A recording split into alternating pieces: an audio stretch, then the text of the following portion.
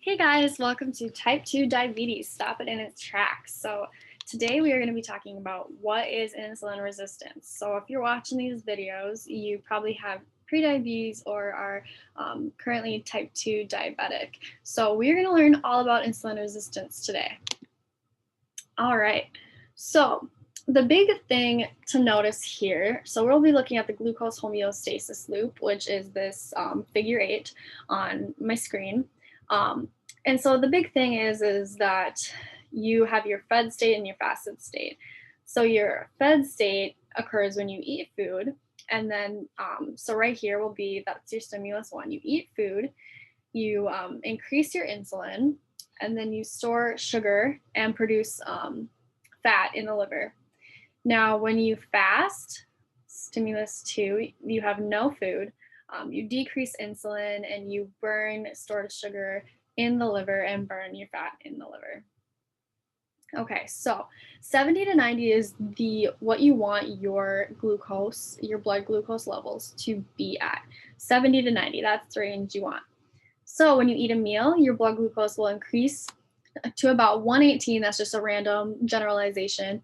And this will cause your hypothalamus to send a signal to your pancreas to release insulin. The insulin will then sit on its receptor, and essentially it allows glucose into the cell. And so this will, your goal here in the top, and it's stated right here, is your beta cells want to decrease glucose. And so you have, let's see, around like 82.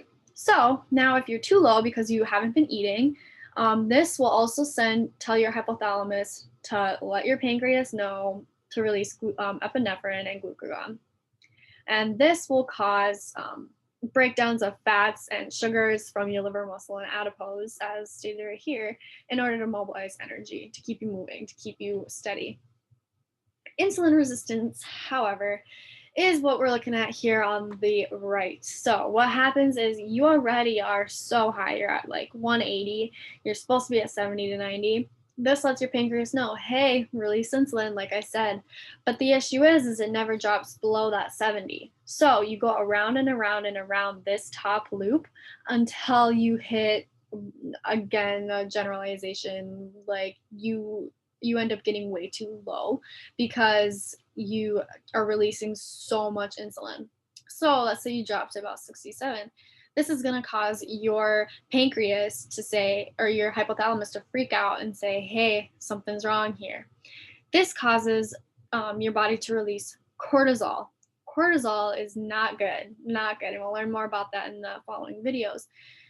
It actually releases a ton of liver glycogen to increase your glucose because you're way too low.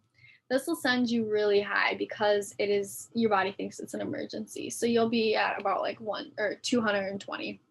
And this will go around and around and around. So this is what it looks like in somebody who is insulin resistant. And this is what you want to avoid.